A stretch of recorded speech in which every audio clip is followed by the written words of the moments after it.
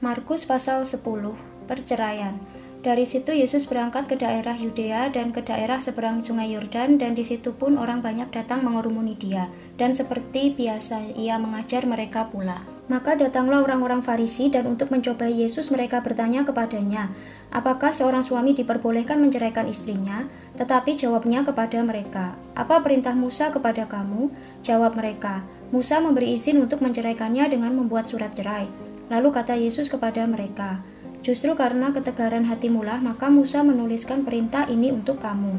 Sebab pada awal dunia Allah menjadikan mereka laki-laki dan perempuan. Sebab itu laki-laki akan meninggalkan ayahnya dan ibunya dan bersatu dengan istrinya, sehingga keduanya itu menjadi satu daging. Demikianlah mereka bukan lagi dua melainkan satu. Karena itu, apa yang telah dipersatukan Allah tidak boleh diceraikan manusia. Ketika mereka sudah di rumah, murid-murid itu bertanya pula kepada Yesus tentang hal itu. Lalu katanya kepada mereka, barang siapa menceraikan istrinya lalu kawin dengan perempuan lain, ia hidup dalam perzinahan terhadap istrinya itu. Dan jika si istri menceraikan suaminya dan kawin dengan laki-laki lain, ia berbuat zina. Yesus memberkati anak-anak.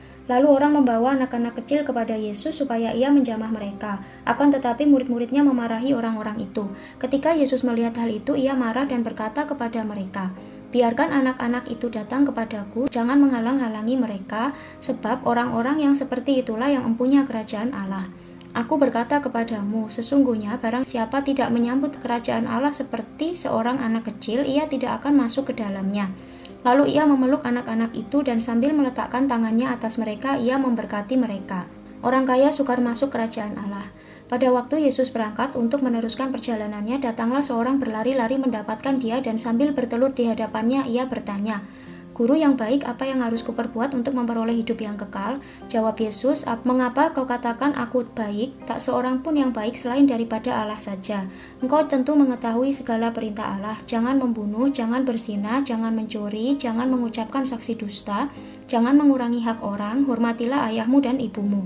Lalu kata orang itu kepadanya, Guru, semuanya itu telah kuturuti sejak masa mudaku. Tetapi Yesus memandang dia dan menaruh kasih kepadanya, lalu berkata kepadanya, hanya satu lagi kekuranganmu. Pergilah, jualah apa yang kau miliki dan berikanlah itu kepada orang-orang miskin, maka engkau akan beroleh harta di sorga. Kemudian datanglah kemari dan ikutlah aku. Mendengar perkataan itu, ia menjadi kecewa, lalu pergi dengan sedih sebab banyak hartanya. Lalu Yesus memandang murid-muridnya di sekelilingnya dan berkata kepada mereka, alangkah sukarnya orang yang beruang masuk ke dalam kerajaan Allah. Murid-muridnya tercengang mendengar perkataannya itu, tetapi Yesus menyambung lagi, anak-anakku, alangkah sukarnya masuk ke dalam kerajaan Allah. Lebih mudah seekor unta melewati lubang jarum daripada seorang kaya masuk ke dalam kerajaan Allah. Mereka makin gempar dan berkata seorang kepada yang lain, jika demikian, siapakah yang dapat diselamatkan? Yesus memandang mereka dan berkata, bagi manusia hal itu tidak mungkin, tetapi bukan demikian bagi Allah, sebab segala sesuatu adalah mungkin bagi Allah. Upah mengikut Yesus, berkatalah Petrus kepada Yesus, kami ini telah meninggalkan segala sesuatu dan mengikut Engkau. Jawab Yesus, aku berkata kepadamu, sesungguhnya setiap orang yang karena aku dan karena Injil meninggalkan rumahnya, saudaranya laki-laki atau saudaranya perempuan, ibunya atau bapaknya, anak-anaknya atau ladangnya, orang itu sekarang pada masa ini juga akan menerima kembali 100 kali lipat, rumah, saudara laki-laki, saudara perempuan, ibu, anak, dan ladang, sekalipun disertai berbagai penganiayaan, dan pada zaman yang akan datang ia akan menerima hidup yang kekal. Tetapi banyak orang yang terdahulu akan menjadi yang terakhir, dan yang terakhir akan menjadi yang terdahulu. Pemberitahuan ketiga tentang penderitaan Yesus. Yesus dan murid-muridnya sedang dalam perjalanan ke Yerusalem dan Yesus berjalan di depan. Murid-murid merasa cemas dan juga orang-orang yang mengikuti dia dari belakang merasa takut. Sekali lagi Yesus memanggil ke-12 muridnya dan ia mulai mengatakan kepada mereka apa yang akan terjadi atas dirinya. Katanya, sekarang kita pergi ke Yerusalem dan anak manusia akan diserahkan kepada imam-imam kepala dan ahli-ahli Taurat dan mereka akan menjatuhi dia hukuman mati. Dan mereka akan menyerahkan dia kepada bangsa-bangsa yang tidak mengenal Allah dan ia akan diolok-olokkan, diuludahi, disesah dan dibunuh dan sesudah 3 hari ia akan bangkit. Permintaan Yakobus dan Yohanes, bukan memerintah melainkan melayani. Lalu Yakobus dan Yohanes, anak-anak Zebedeus mendekati Yesus dan berkata kepadanya, "Guru, kami harap supaya engkau kiranya mengabulkan suatu permintaan kami."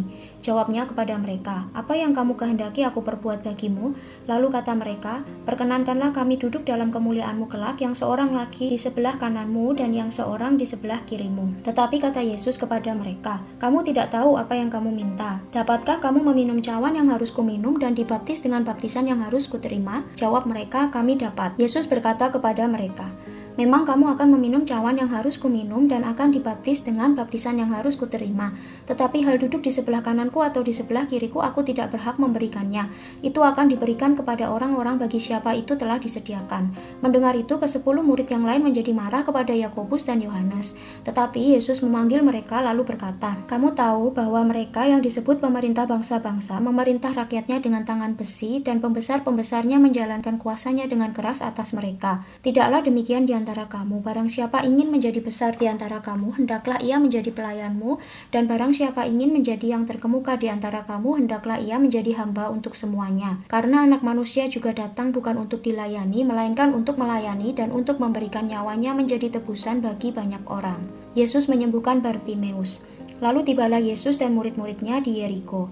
Dan ketika Yesus keluar dari Yeriko bersama-sama dengan murid-muridnya dan orang banyak yang berbondong-bondong, ada seorang pengemis yang buta bernama Bartimeus, anak Timeus, duduk di pinggir jalan. Ketika didengarnya bahwa itu adalah Yesus orang Nazaret, mulailah ia berseru, "Yesus, anak Daud, kasihanilah aku."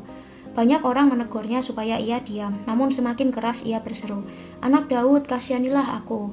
Lalu Yesus berhenti dan berkata, "Panggillah dia." Mereka memanggil orang buta itu dan berkata kepadanya, "Kuatkan hatimu, berdirilah, ia memanggil engkau." Lalu ia menanggalkan jubahnya, ia segera berdiri dan pergi mendapatkan Yesus. Tanya Yesus kepadanya, "Apa yang kau kehendaki supaya aku perbuat bagimu?" Jawab orang buta itu, "Rabuni, supaya aku dapat melihat." Lalu kata Yesus kepadanya, "Pergilah, imanmu telah menyelamatkan engkau." Pada saat itu juga melihatlah ia, lalu ia mengikuti Yesus dalam perjalanannya.